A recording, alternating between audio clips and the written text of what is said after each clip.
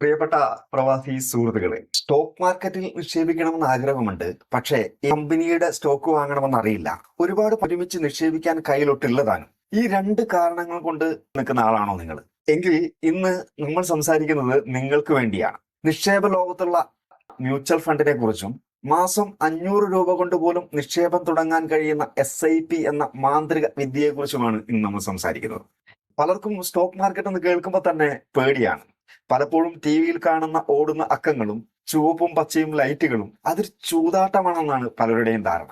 എന്റെ ഒരു സുഹൃത്ത് സ്റ്റോക്ക് മാർക്കറ്റിൽ ഒരുപാട് പണം നഷ്ടപ്പെട്ടു എന്ന് പറയുന്നവരെ നമ്മൾ കേട്ടിട്ടുണ്ട്. ഇതിന്റെ പ്രധാനപ്പെട്ട കാരണം അറിവില്ലായ്മയും അല്ലെങ്കിൽ ഒറ്റ സ്റ്റോക്കിൽ മാത്രം ഒരു വലിയ തുക നിക്ഷേപിക്കുന്നതുമാണ്. നമ്മളെപ്പോലുള്ള സാധാരണക്കാർക്ക് ഒരേ കമ്പനിയെ കുറിച്ച് പഠിച്ച് നിക്ഷേപിക്കാൻ സമയമോ അറിവോ ഇല്ലാത്തതിനാൽ ഈ പ്രശ്നത്തിന് ഏറ്റവും നല്ല മികച്ച പരിഹാരമാണ് മ്യൂച്വൽ ഫണ്ടുകൾ.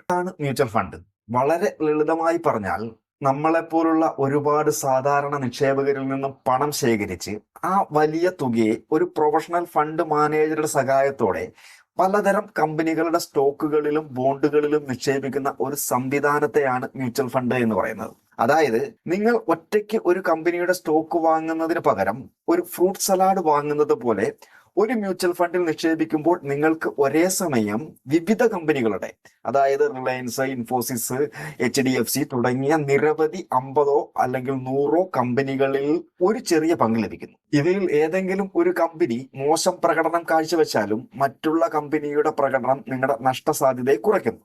ഇനി നമുക്ക് എന്താണ് SIP എന്ന് നോക്കാം. ഇതൊരു നിക്ഷേപ രീതിയോ സ്കീമോ അല്ല, ഇതൊരു സൗകര്യമാണ്. എല്ലാ മാസവും ഒരു നിശ്ചിത രീതിയിൽ ഒരു നിശ്ചിത തുക നിങ്ങളുടെ ബാങ്ക് അക്കൗണ്ടിൽ നിന്നും ഓട്ടോമാറ്റിക്കായി നിങ്ങൾ തിരഞ്ഞെടുത്ത മ്യൂച്വൽ ഫണ്ടിലേക്ക് നിക്ഷേപിക്കപ്പെടുന്ന രീതിയാണ് SIP എന്ന് പറയുന്നത്. ഇതിന്റെ പ്രധാന നേട്ടങ്ങൾ എന്തെന്ന് വെച്ചിട്ടുണ്ടെങ്കിൽ, ചെറിയ തുകയിൽ തുടങ്ങാമെന്നുള്ളതാണ്. മാസം ഒരു 500 രൂപ മുതൽ നിക്ഷേപം തുടങ്ങാം. ഇതെന്ന് വെച്ചിട്ടുണ്ടെങ്കിൽ നിങ്ങൾ അച്ചടക്കം വളർത്തുകയും എല്ലാ മാസവും മുടങ്ങാതെ നിക്ഷേപിക്കുന്നത് എന്നുള്ളത് ഒരു ശീലമായി മാറുകയും ചെയ്യും. അതേപോലെ തന്നെ ഇതിൽ കൂട്ടുപലിശ, പവർ ഓഫ് കോമ്പൗണ്ടിങ് എന്ന് നടക്കുന്നതുകൊണ്ട് ദീർഘകാലം നിക്ഷേപിക്കുമ്പോൾ നിങ്ങളുടെ നിക്ഷേപത്തിന് ലഭിക്കുന്ന ലാഭം വീണ്ടും ലാഭം കിട്ടുന്നു എന്നുള്ളതാണ്. ഇത് നിങ്ങളുടെ സമ്പത്തിനെ അത്ഭുതകരമായി വളർത്തുകയും വിപണിയിലെ യൂണിറ്റുകൾ വാങ്ങാൻ സാധിക്കുന്നു എന്നുള്ളതാണ്. ഇത് ദീർഘകാല അടിസ്ഥാനത്തിൽ നിങ്ങളുടെ ശരാശരി വാങ്ങൽ വില കുറയ്ക്കുന്നു. ഒരു പ്രവാസിയെ സംബന്ധിച്ചിടത്തോളം നാട്ടിലെ വളർച്ചയിൽ പങ്കാളിയാകാനും പണപ്പെരുപ്പത്തെ മറികടന്ന് മികച്ച സമ്പത്ത് സൃഷ്ടിക്കാനും SIP വഴിയുള്ള മ്യൂച്വൽ ഫണ്ട് നിക്ഷേപം ഏറ്റവും നല്ലൊരു മാർഗമാണ്. അപ്പോ ഇനിയും മടിച്ചു നിൽക്കരുത്. സ്റ്റോക്ക് മാർക്കറ്റിലെ നഷ്ടസാധ്യതകളെ ഭയക്കാതെ അതിന്റെ വളർച്ചയുടെ ഗുണങ്ങൾ നേടാൻ മ്യൂച്വൽ ഫണ്ടുകൾ നിങ്ങളെ സഹായിക്കും. നിങ്ങൾ ആരെങ്കിലും എപ്പോഴെങ്കിലും മ്യൂച്വൽ ഫണ്ടിൽ നിക്ഷേപിച്ചിട്ടുണ്ടോ?